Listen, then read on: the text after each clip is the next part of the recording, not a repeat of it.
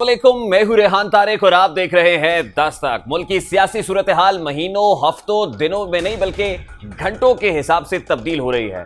मुल्क की सियासी सूरत हाल में अब एक बड़ी तब्दीली वाक़ई हुई है। अभी कुछ ही देर पहले मुत्तहिदा अपोजिशन हुकूमत की अहम इत्तेहादी बलूचिस्तान अवामी पार्टी को ढेर करने के बाद, यानी उनकी हिमायत हासिल करने के बाद प्रेस कॉन्फ्रेंस कर रही थी। मौलाना फजलुर रहमान की गुफ्तगू आपने सुनी।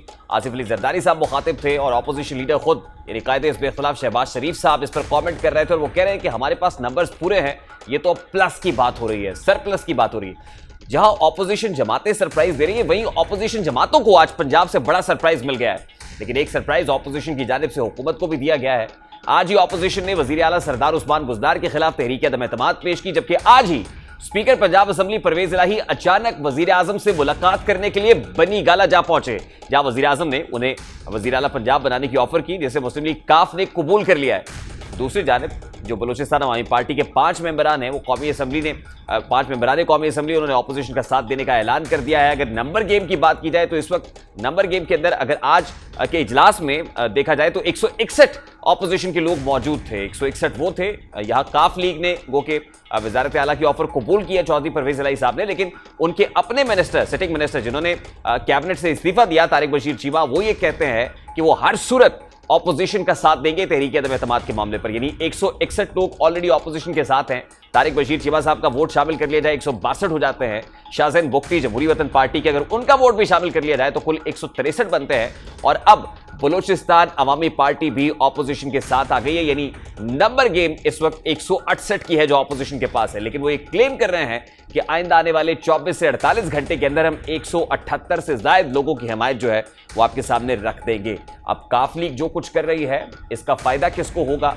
क्या हुकूमत को फायदा पहुंचाएगी या अपना नुकसान कर लेगी? क्योंकि ऑपोजिशन तो कह रही कि नंबर गेम पूरी है। काफ लीग ने जो किया है, सबसे पहले फरूख हबीब साहब ने इसकी तस्दीक की। जरा फरूख हबीब साहब क्या कहते हैं, कमेंट आपके सामने रखते हैं। मुलाकात के अंदर तमाम मामला तय हो गए हैं। परवेज़ खटक, असद उमर, शाह महमूद कुरैशी साहब नेगोशिएशंस कर रहे हैं इत्तेहादियों के साथ। काफ लीग के साथ मामला तय हो गए। अभी मुलाकात में मोहन सलाई भी मौजूद थे और उनके कज़न जो हुसैन अलाई हैं वो भी मौजूद थे। और वज़ीर आला उस्मान बुज़दार ने अपना इस्तीफ़ा पेश कर दिया वज़ीर आज़म को, और परवेज़ इलाही साहब को वज़ीर आज़म साहब ने पंजाब का अगला नया वज़ीर आला के तौर के ऊपर उनको नामजद कर दिया है। और काफ लीग ने वज़ीर आज़म साहब के ऊपर एतमाद का इज़हार किया है और प्राइम मिनिस्टर की हमायत का ऐलान।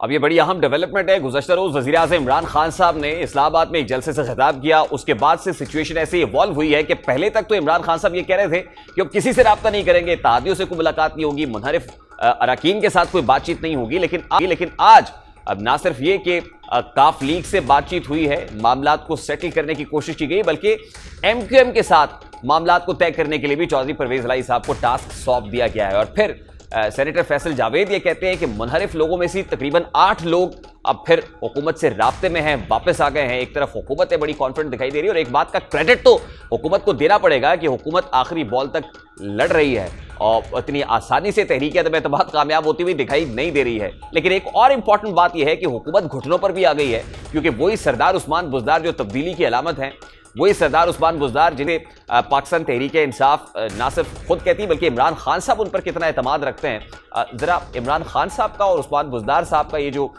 वसीम अकरम प्लस के साथ जो रिश्ता है, उस पर इमरान खान साहब क्या कहते हैं, ज़रा उसकी एक झलक आपके सामने रखता है। अच्छा, ये सोचता हूँ आपकी इतनी आप काम कर रहे हैं, आपने वो काम किए जो कि पंजाब में क्या पाकिस्तान में और कोई सूबा नहीं कर रहा। चीफ मिनिस्टर पंजाब उस्मान बुज़दार, जिस तरह आपने ये बड़े बड़े कब्जा ग्रुप के महल गिराए हैं, मैं उसके लिए खास आपको मुबारक देना चाहता हूँ।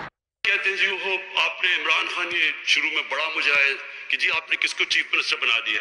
ये चीफ मिनिस्टर सादा आदमी है, कोई बड़ा ड्रामे नहीं है। अब उसी सादा वजीर आला, उसी सादा उस्मान बुज़दार और तब्दीली की अलामत से इस्तीफ़ा ले लिया गया है। और ये इस्तीफ़ा लेने के बाद वजारत आला जो है वो परवेज़ इलाही साहब की झोली में डालने की बात हुई है।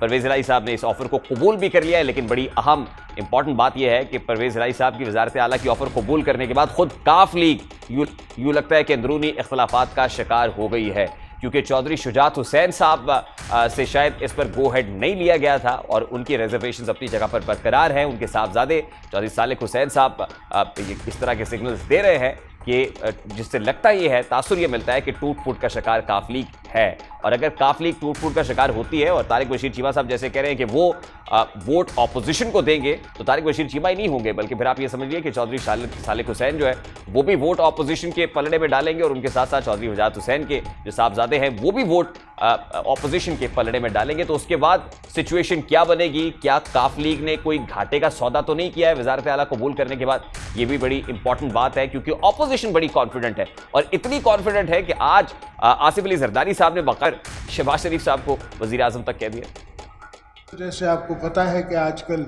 नो कॉन्फिडेंस का मौसम है, और इंशाल्लाह बड़ी जल्दी हम शहबाज शरीफ साहब को प्राइम मिनिस्टर बनाएंगे, और बलूचिस्तान से भी मिनिस्टर्स लेंगे जो कि आपकी खिदमत करेंगे।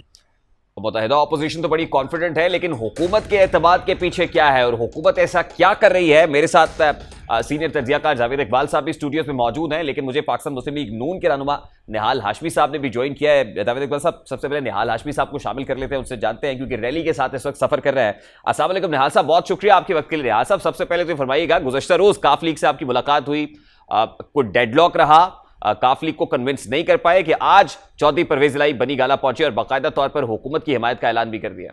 बिस्मिल्लाहिर्रहमानिर्रहीम। ये ऑपोजिशन को सरप्राइज नहीं है, ये उनको और उनके इत्तेहादियों को सरप्राइज है, और ये काफ लीग को सरप्राइज है। ऑपोजिशन को तो बिल्कुल नहीं है। हमारे अपने और भी, सिर्फ हम इत्तेहादियों दोस्तों पे हम कनात नहीं कर रहे हैं, हमारे अपने वोट्स मुकम्मल है, गिनती हमारी मुकम्मल है अल्हम्दुलिल्लाह। नहीं, लेकिन निहाल साहब, कुछ तो ऐसा है कि वजीर आज़म इमरान खान साहब ने चौधरी परवेज इलाही साहब को दिखाया है, उनको बताया है और कन्विंस किया है। ऐसे ही तो कन्विंस नहीं हुए होंगे चौधरी साहब?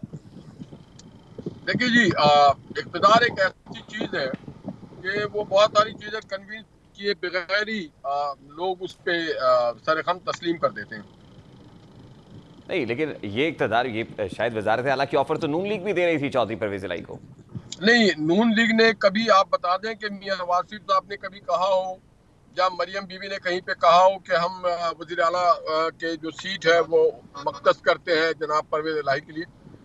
लोग अपने अपने तौर पे बातें करते रहे, पीपल्स पार्टी के दोस्त करते रहे हैं, दीगर लोग करते रहे हैं, मीडिया पर्सन्स करते रहे हैं, तज्जियाकार करते रहे, मगर आप बता दें कि अगर मियां नवाज शरीफ साहब ने कोई बयान दिया हो इस हवाले नहीं, तो इसका मतलब यह है कि नून लीग ने चौधरी परवेज इलाही को वजारत आला ऑफर नहीं की थी। कल तक जो खबरें सामने आ रही थी कि नून लीग राजी हो गई है चौधरी परवेज इलाही को पंजाब की वजारत आला देने पर, आप कह रहे हैं कि ऐसा कभी नहीं था? देखिए जी, बात सारी ये है कि ना काफ लीग ने कभी हमसे ये बात की थी, ना हमने ये बात की थी, और नून लीग के जो अगर बाकायदा कोई हम इस तरह के मुआहदा और ऑफर करते साहब करते, या शहबाज साहब करते, या फिर हमारी तर्जुमान मरियम औरंगजेब या मरियम नवाज साहबा करती, तो ऐसा हमारे तरफ से नहीं था। ये गॉसिप था, ये लोग अपने अपने तरफ से इस तरह की इंदिया दे रहे थे, मगर हमारे तरफ से इस तरह की कोई बात नहीं। निहाल साहब, अब काफ लीग ने वजीर आज़म इमरान खान साहब की हिमायत का ऐलान किया है, तो इसके साथ साथ जो दीगर इत्तेहादी हैं, MQM है, अब ये बाप है, और उनकी जानिब से क्या एक्सपेक्ट किया जाए? क्योंकि कहा यह जा रहा था कि कंसेंसस के साथ होंगे जो भी फैसले होंगे।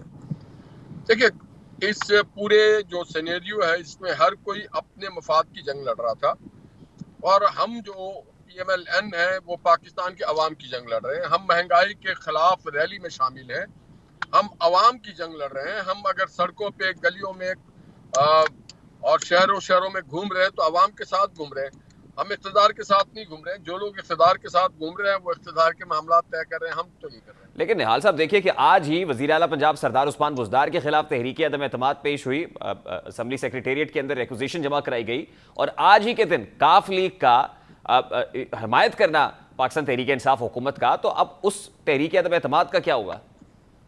देखिए, तहरीक अदम एतमाद तो आएगी, और अगर वज़ीर आला साहब की इस्तीफा मंजूर हो जाता है तो वो एक लफ्ज़ इन्फ्रेक्चुअस हो जाएगा, और उसके बाद हम फिर देखेंगे कि नया वज़ीर आला जो भी आ रहा हो, क्या वो एतमाद का वोट ले पाएगा?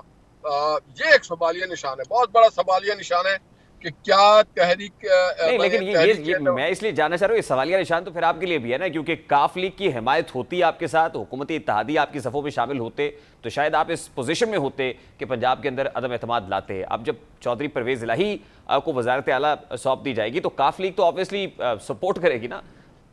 नहीं, देखें जी, हम अल्हम्दुलिल्लाह काफ लीग के बगैर भी पंजाब असेंबली में सिंगल लार्जेस्ट पार्टी हैं और उसके बगैर भी और भी बहुत सारे फोर्सेस हैं जो नहीं चाहते थे कि पीटीआई की हुकूमत पंजाब में रहे, और मुख्तलिफ ग्रुप्स हैं जिनके साथ हमारे रवाबित हैं, और इंशाअल्लाह ताला हम उस पर बेहतर तरीके से अपना काम सर अंजाम देंगे। लेकिन जितनी तेजी से सिचुएशन तब्दील हो रही है, ये टर्न द टेबल्स वाली बात तो नहीं है? उल्टी हो जाएंगी सब तदबीरें। निहाल साहब, फिर क्या होगा ऑपोजिशन का? देखिए, उल्टी तो नहीं हो रही है, उल्टी तो हो गई है। कल 10 लाख की जगह 10-15 हज़ार लोग आए थे, 1% का मजमा था। मैं ये समझता था कि शायद 172 लोग भी ला करके वो अपने साथ खड़ा करेंगे और बताएंगे ये देखो ये मेरे वोटर्स हैं और ये मेरे साथ खड़े हैं, तो हम इंशाल्लाह हमारी जो मोशन है नो कॉन्फिडेंस की वो हम रद्द कर देंगे। मगर ऐसा नहीं हुआ। अभी सारी तदबीरें इमरान खान साहब के खिलाफ जारी है, वो रोने गाने पे उतर गए हैं। नहीं निहाल साहब, एक बड़ी इंपॉर्टेंट चीज हुई है कल, जो ट्रंप कार्ड जिसे इमरान खान साहब कह रहे थे, या वो जो खत उन्होंने लहरा कर दिखाया है, हो सकता है कि चौधरी परवेज इलाही साहब को उस खत का मतन दिखा दिया हो, क्योंकि उन्होंने कहा था ऑफ द रिकॉर्ड मैं शेयर कर लूंगा। तो चौधरी परवेज इलाही कन्विंस हो गए, जैसे जैसे ये खत दीगर लोगों तक पहुंचेगा, मुनहरिफ लोग भी आ जाएंगे, हुकूमत के दीगर इत्तेहादी भी हुकूमत के साथ चलने के लिए तैयार हो जाएंगे। हो सकता है उस खत ने काम कर दिखाया हो। वो खत तो मिस्टर बीन को भी आता रहा है। आपने देखा होगा आजकल सोशल मीडिया पे बहुत चल रहा है कि वो खत किस तरह का खत था, कहाँ से फ्लोट होता है, कहाँ पे रिसीव किया जाता है। तो खत के अंदर जो कुछ था, खत कभी कोई पोशीदा दस्तावेज के तौर पे इस्तेमाल नहीं होती। खत अगर है और अगर कौमी सलामती का मसला है तो उसको तो इमरान खान साहब को चाहिए कि सबसे पहले वो ला करके दस्तखत वो दिखाएं कि ये खत कहाँ है, क्यों है, पाकिस्तान के हवाले से क्या बातें की गई हैं। वो उनका तो फर्ज बनता है कि वो साजिश को बेनकाब करें। तो ये खत एक स्टंट है, जिस तरह मिस्टर बिन कर रहे हैं उसी तरह इमरान खान साहब। बहुत बहुत शुक्रिया। निहाल हाशमी साहब पाकिस्तान मुस्लिम लीग नून के रहनुमा हमारे साथ मौजूद थे। अस्सलाम वालेकुम जावेद इकबाल साहब, बहुत शुक्रिया आपके वक्त के लिए। तो वैसे सबसे पहले फरमाइएगा, जिस सरप्राइज का इंतजार गुज़श्ता रोज किया जा रहा था, खान साहब ने वो सरप्राइज आज दे दिया ऑपोजिशन को। रेहान, ये सरप्राइज तो नहीं है, लेकिन ये mother of all you turns हैं। मेरा ख्याल है कि हुकूमत के जाते हुए ये वो यू टर्न है जो शायद इमरान खान को खुद भी याद रहेगा। ये वही उस्मान बुज़दार हैं, आपको याद होगा, जिनको मुक्तदर हलकों ने कुछ 7-8 दफ़ा कहा था खान साहब को कि आपकी सबसे बड़ी कमज़ोरी उस्मान बुज़दार की वजह से आपको जो क्रिटिसाइज बर्दाश्त करनी पड़ी है, आप उसको चेंज करें। बिकॉज पंजाब जहां 12 करोड़ लोग रहते हैं, उधर गवर्नेंस का बहुत सीरियस इशू था। लेकिन इमरान खान ने अपनी जिद में आकर टच से मस नहीं हुआ, यहां तक कि जो 6 वुज़रा को बुलाकर ये कन्वे किया गया था, उन 6 वुज़रा को भी उन्होंने इंतहाई बदतमीजी, अदब के साथ कह रहा हूं, बदतमीजी के साथ उनको बाहर निकाल दिया था कैबिनेट मीटिंग के अंदर। और तीसरी चीज़, जो हमारे असलम इकबाल साहब वजीर हैं पंजाब में, उनके बारे में मशहूर हुआ था कि उनको चीफ मिनिस्टर नॉमिनेट किया जा रहा है, तो इमरान खान ने उनको अपने दफ्तर से आउट कर दिया था इस बात। नहीं, लेकिन जावेद इकबाल साहब, हैविंग सेड दैट, इस सब के बावजूद क्या डैमेज कंट्रोल कर लिया इमरान खान साहब ने? वज़ारत आला चौधरी परवेज इलाही को रेहान, हर चीज की एक टाइमिंग होती है। ये वो टाइम है जहां मैं समझता हूं कि इमरान खान की मजबूरी की वजह से हुआ। अभी मैं आपका निहाल हाशमी साहब का इंटरव्यू सुन रहा था, मेरी इंफॉर्मेशन के मुताबिक कल मियां नवाज शरीफ ने परवेज इलाही का नाम अप्रूव कर दिया था।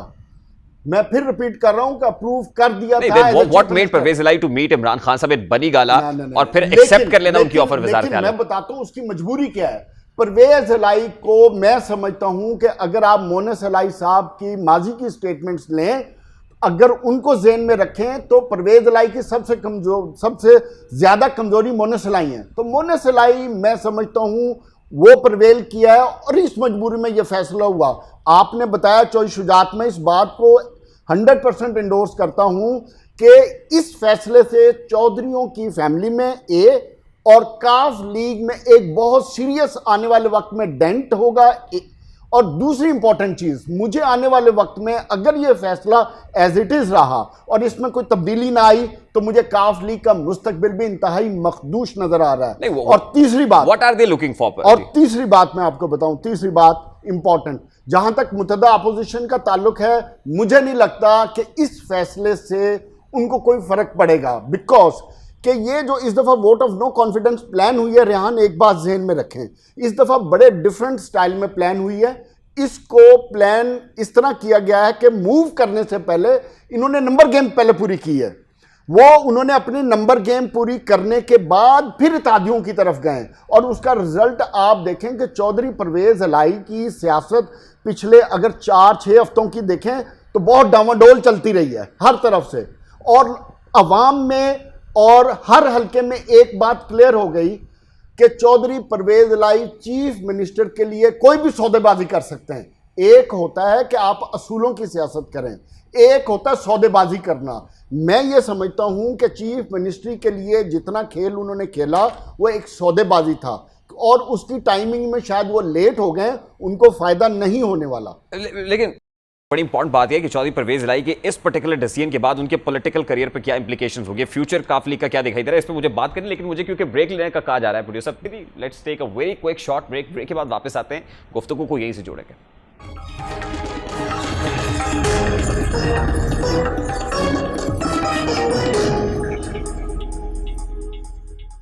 Welcome back. हालिया चंद घंटों के अंदर मुस्लिम लीग काफ बड़ी इंपॉर्टेंट हो गई है, खासतौर पे चौधरी परवेज इलाही साहब के इस डिसीजन के बाद कि वजारत आला की ऑफर को उन्होंने कबूल किया। ये कोई 2 हफ्ते से ज्यादा पुरानी बात नहीं है। चंद ही रोज पहले 15 मार्च को इसी महीने परवेज इलाही साहब की क्या थॉट थी इमरान खान साहब के बारे में, हुकूमत के बारे में, वो क्या कह रहे हैं। अब बड़ा इंटरेस्टिंग है मामला। अब क्या है, चौधरी परवेज इलाही साहब विकेट के किस तरफ खेल रहे हैं?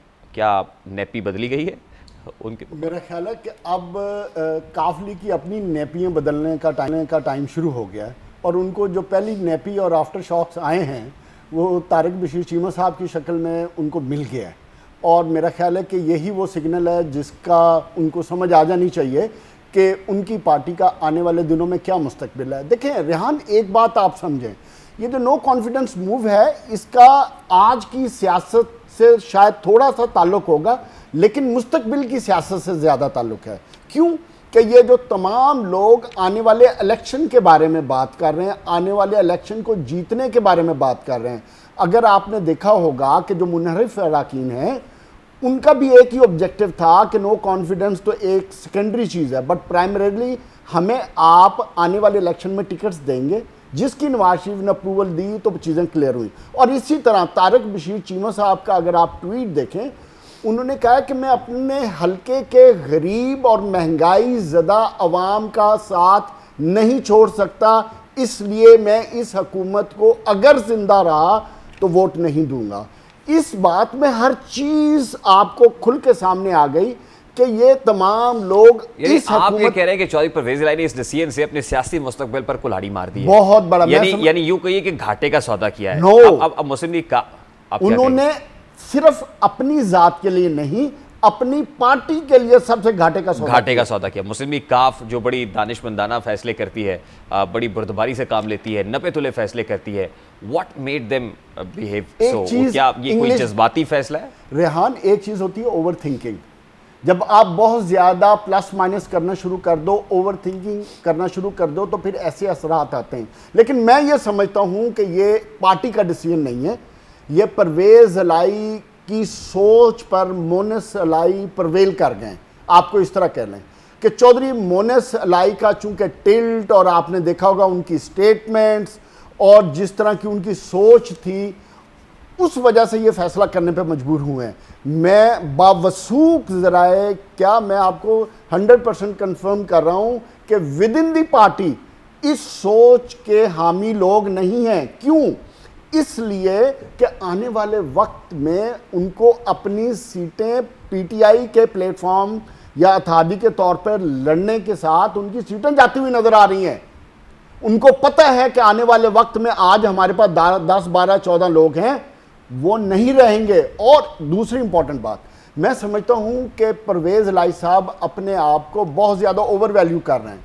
वो ये शायद समझ बैठे हैं कि अगर वो 6 महीने या साल के लिए या 1.5 साल के लिए चीफ मिनिस्टर बन जाते हैं तो वो पीटीआई से भी कुछ टेक ओवर कर लेंगे और पाकिस्तान मुस्लिम लीग नून से भी टेक ओवर कर लेंगे। सवाल ये, वो 6-8 महीने साल के लिए कैसे होंगे? क्या वो तहरीक अदम एतमाद जो बुज़दार साहब के खिलाफ आ रही थी उसका रुख अब मुड़ेगा नहीं परवेज इलाही साहब की तरफ? मैं आपको 2 चीज़ें बता रहा हूँ। पहली चीज़ कि मुझे मेरी ज़ाती पॉलिटिकल असेसमेंट के तहत परवेज इलाही पीटीआई के प्लेटफॉर्म से चीफ मिनिस्टर इलेक्ट नहीं होंगे। पहली बात, अगर हो जाते हैं बिकॉज चौधरी परवेज इलाही वो आदमी हैं जिनके बहुत से हलकों के साथ डायरेक्ट राब्ते हैं।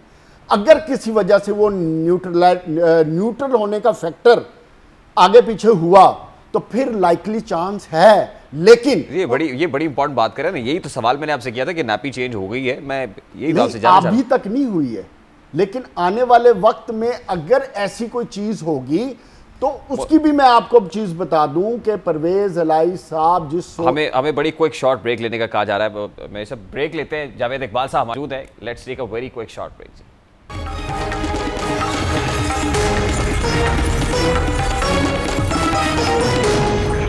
Welcome back. गुज़श्ता रोज़ वज़ीर-ए-आज़म इमरान खान साहब ने अवामी इज्तिमा से खिताब करते हुए कहा कि जुल्फ़िकार अली भुट्टो जो हैं उनसे इंस्पायर्ड दिखाई दिए। ना सिर्फ ये कि जुल्फ़िकार अली भुट्टो की तारीफ़ की, बल्कि ये बताने की कोशिश की कि आज जो हो रहा है बिल्कुल ऐसे ही जुल्फ़िकार अली भुट्टो के साथ हुआ था।